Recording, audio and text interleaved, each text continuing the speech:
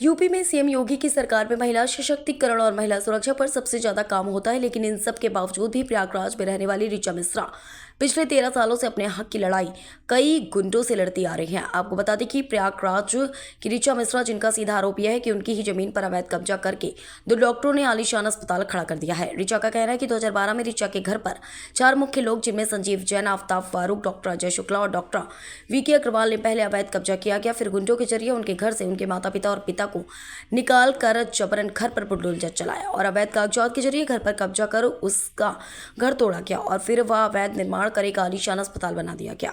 ऋचा का यह भी आरोप है कि उन्होंने जब पुलिस से मदद मांगी तब पुलिस प्रशासन ने भी अपना मुंह फेर लिया। अब ऋचा अपने हक की कानूनन लड़ाई लड़ रही है और दूसरी तरफ जिन्हें जनता अपना भगवान मानती है, वहीं गुंडागर्दी कर उनकी जमीन पर उन्हें बेघर कर आराम से अपना व्यापार करा रहे हैं। यूपी में सीएम योगी की सरकार में महिला सशक्तिकरण और महिला सुरक्षा पर सबसे ज्यादा काम होता है, लेकिन इन सब के बावजूद भी प्रयागराज में रहने वाली ऋचा मिश्रा पिछले 13 सालों से अपने हक की लड़ाई कई गुंडों से लड़ती आ रही हैं। आपको बता दें कि प्रयागराज की ऋचा मिश्रा, जिनका सीधा आरोप यह है कि उनकी ही जमीन पर अवैध कब्जा करके 2 डॉक्टरों ने आलीशान अस्पताल खड़ा कर दिया है। ऋचा का कहना है कि 2012 में ऋचा के घर पर 4 मुख्य लोग, जिनमें संजीव जैन, आफ्ताब फारूक, डॉक्टर अजय शुक्ला और डॉक्टर वीके अग्रवाल ने पहले अवैध कब्जा किया गया, फिर गुंडों के जरिए उनके घर से उनके माता पिता और पिता को निकाल कर जबरन घर पर बुलडोजर चलाया और अवैध कागजात के जरिए घर पर कब्जा कर उसका घर तोड़ा गया और फिर वह अवैध निर्माण कर एक आलीशान अस्पताल बना दिया गया। ऋचा का यह भी आरोप है कि उन्होंने जब पुलिस से मदद मांगी तब पुलिस प्रशासन ने भी अपना मुंह फेर लिया। अब ऋचा अपने हक की कानूनन लड़ाई लड़ रही है और दूसरी तरफ जिन्हें जनता अपना भगवान मानती है, वहीं गुंडागर्दी कर उनकी जमीन पर उन्हें बेघर कर आराम से अपना व्यापार। नमस्ते गाइस, मेरा नाम ऋचा मिश्रा है। मैं प्रयागराज से हूँ और ये कहानी मुझे आप सब तक पहुँचानी बहुत ज़रूरी है, क्योंकि ये मेरे अपनी खुद की ननिहाल एंसेस्ट्रल साइट की प्रॉपर्टी की कहानी है, जहाँ मैं बचपन से ही रहती थी और किस प्रकार से मेरी नानी एक इन्वॉल्व थी यूएस में जो रहती थी। उन्होंने थ्रू एसआर शुक्ला, एक एम्प्लॉयर था हम लोग का, जिसके थ्रू उन्होंने 2 क्रिमिनल्स को बेचा जो अवैध कब्ज़ा लेते हैं, जिनका धंधा ही था इस प्रकार से अवैध कब्ज़ा लेना घरों पे। और जिनका नाम था संजीव जैन, बिल्डर के नाम पे गुंडा, दूसरा फारूक मोहम्मद खालिद और आफ्ताब फारूक। ये दोनों गुंडे हमारे प्रीमाइसेस में 9 अक्टूबर को इलीगली घुसे और हमारे जितने काम करने वाले थे उन लोग को डराया धमकाया ताकि वो भाग जाए काम छोड़ के। और मेरे मम्मी पापा बहुत परेशान हुए थे।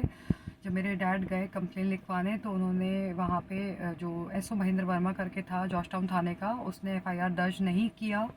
और उन लोग ने 20 अक्टूबर 2012 की बात है, जब ये लोग रवीशा होटल पे मेरे मॉम डैड को बुलाए गुमराह करने के उससे, क्योंकि उन्हें कोई आइडिया नहीं था पीछे से ये क्या करने वाले हैं। उन लोग ने 4 घंटे के अंदर कमरों में 12 कमरों के ताले हमारे तोड़े गए, अवैध कब्ज़ा लिया गया है पूरी तरीके से हमारे सामान पे, हमारे एंटीक्स उन्होंने रख लिए, हमारे सारे ज़मीन घर पे कब्ज़ा लिया है, कमरों पे सब पूरे जगह बंदूकों को, बंदूकधारियों को लगा के डराने के उससे। और ये 20 अक्टूबर 2012 की बात है जब ये कब्ज़ा ले पाए हमारे पूरे घर पे, और जिसके फलस्वरूप 13 दिन के अंदर मेरे डैड की डेथ हो गई। और उसके बाद भी एफआईआर हुआ लेकिन कोई एक्शन नहीं लिया गया टिल डेट। हमारे इंडियन सिस्टम, कानून सब करप्टेड, पुलिस सिस्टम करप्टेड 2012 से ही। और इसमें सिर्फ 2 पुलिस ऑफिसर्स अच्छे थे, एसपी क्राइम अरुण पांडे जी और एडीजी प्रेम प्रकाश सर, वो अच्छे थे। यही 2 पुलिस ऑफिसर्स अच्छे थे जिन्होंने हेल्प किया है। बट उनको भी काफ़ी प्रेशर था पॉलिटिशियंस और ये जो भी पावर ऑफ मनी का मिसयूज़ कर रहे हैं। इसमें तीसरा पार्टी भी इन्वॉल्व हुआ, डॉक्टर वीके अग्रवाल, वो तीसरा गुंडा डॉक्टर के भेस में, उसने भी अवैध कब्ज़ा पूरी तरीके से लीगल एक्टिविटीज़ की हमारे प्रिमाइसेस में। हमने बहुत पुलिस कंप्लेंट्स किए, सब किए, लेकिन एज़ यूजुअल कोई एक्शन लिया नहीं जाता था। और चौथा उसके बाद इसमें अब डॉक्टर अजय शुक्ला शांति विलास चला रहे हैं गैर कानूनी तरीके से।